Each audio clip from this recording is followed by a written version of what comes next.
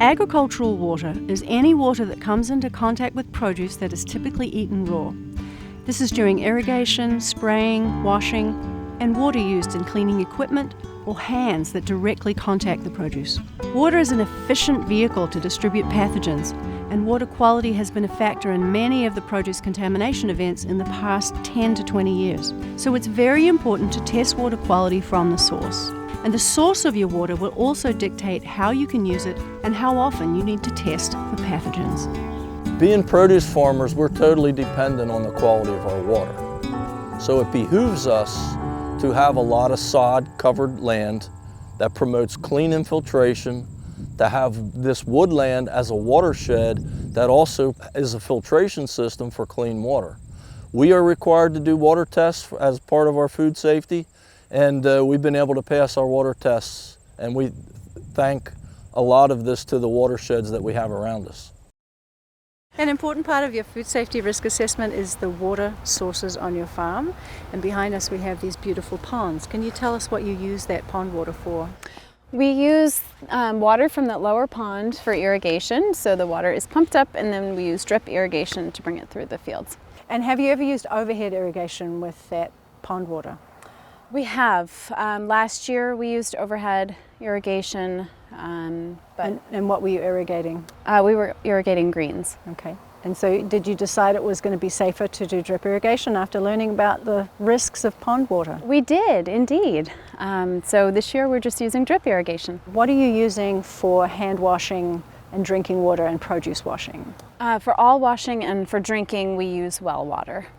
So it's a good idea to test the well water at least annually to make sure that you have no detectable E. coli. The pond water, since you're drip irrigating, it's probably fine to just test it once a year.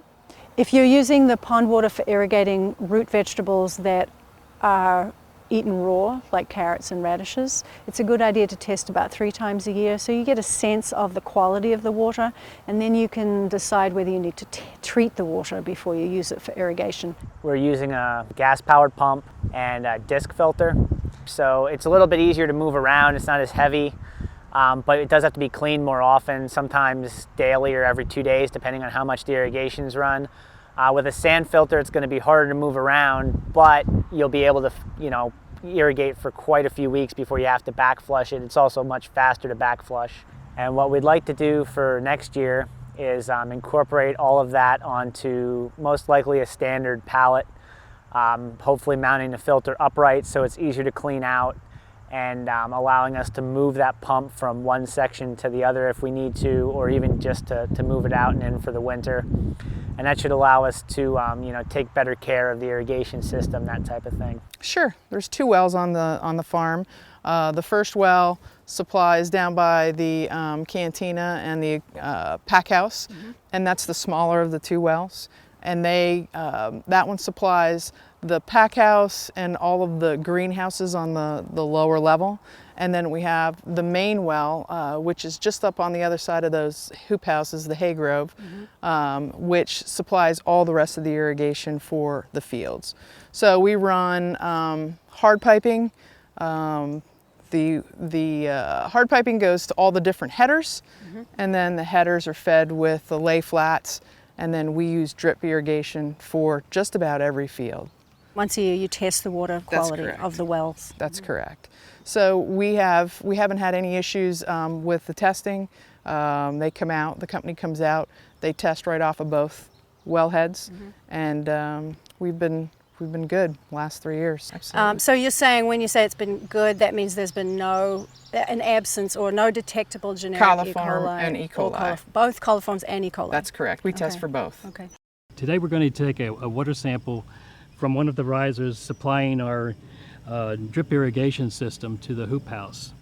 We'll do that from this riser. We would let it run for several minutes to clear the line so that the sample is the best quality that we have. The water is fairly high pressure coming out of this, so we would capture it in a mason jar that we sterilized in the dishwasher and capped and bring it out to the field. And then we transfer this into a 100 milliliter container, which would be sent along as the sample in our sample submission kit. How deep are the wells? The main well, I believe, is 300, and I believe the littler well is 250. Did you choose drip irrigation because you wanted to reduce risk of contamination or for some other reason? Now, it seems to work out well as far as crop production goes. Yes, I mean, we've been using it for years prior to the whole FSMA thing coming into play. So it wasn't just about, keeping it off of the crops, but better saturation, soil saturation, easier to maintain. It's expensive, but it really yields a better result. And are you using drip irrigation in the indoor growing as well? We are in the hay grows and the greenhouses. We do the same procedure from field to greenhouses. And you said that you're mostly using drip irrigation. Is there some overhead irrigation? There is, on occasion, on the lower fields where we do the closest to the pack house, we do a lot of greens in that lower area, and so it's easier for us right off that header to be able to run the overhead sprinklers. It's been pretty effective. So we did write that into the plan last year, where years prior was not the case. And at the end of the year, if we're running shy on drip tape, we purchase everything up front, so get the big discounts from Knowles. Right. If we're running short towards the end of the year for the fall crops, we will do overhead. But you're using potable water, That's so correct. the risk is very low. That's correct. We're looking at the wellhead for the main well on the farm. Kim, why don't you walk us through what we're seeing right here? Sure. So this is the power unit to the main well. Main well comes up, we split off on 3-inch pipe. That goes down underground and is buried below the frost line, takes it out. So we have risers throughout each field section. And then you have the lay flat blue coming Yes. off of each riser, just as you have down there. That's correct, and that goes into the fertigator. So the fertigator is where we inject fertilizer into the system. We use a 20-20-20, do our dilution in the bucket, and pull it in, draw it in through the fertigator out to the field. We do and can source from the littler well up to here in the event that we would have a problem with this well. So what we have on here is a lockout tag out. So we have this ball valve clamped off and we have it locked. The key is kept in the office. This prevents any backflow into our pack house, which would in turn potentially contaminate the water in the pack house and then contaminate the product. An important thing to note is that the wellhead is up above the ground level, so there's no risk of runoff into and contamination into the wellhead and the well cap. There are no animals around it. It's not in the middle of a livestock field, which I have seen before. And it seems like things are in really good condition. And this is part of your water delivery system review each year. That is correct. Mike, tell us about your irrigation system in this field. Okay. On this farm, we actually are using a well for our water.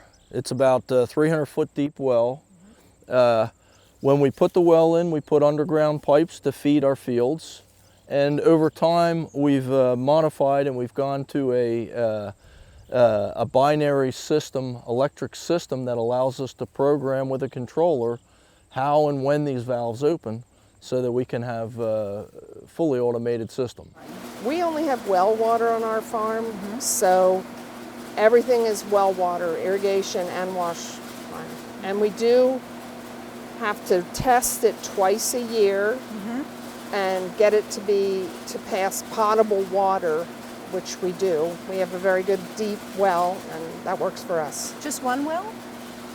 We have 2 wells. We do have a packing house well. That's great. We have an irrigation well and a packing house well, and we wind up testing both wells 2 times a year. Okay.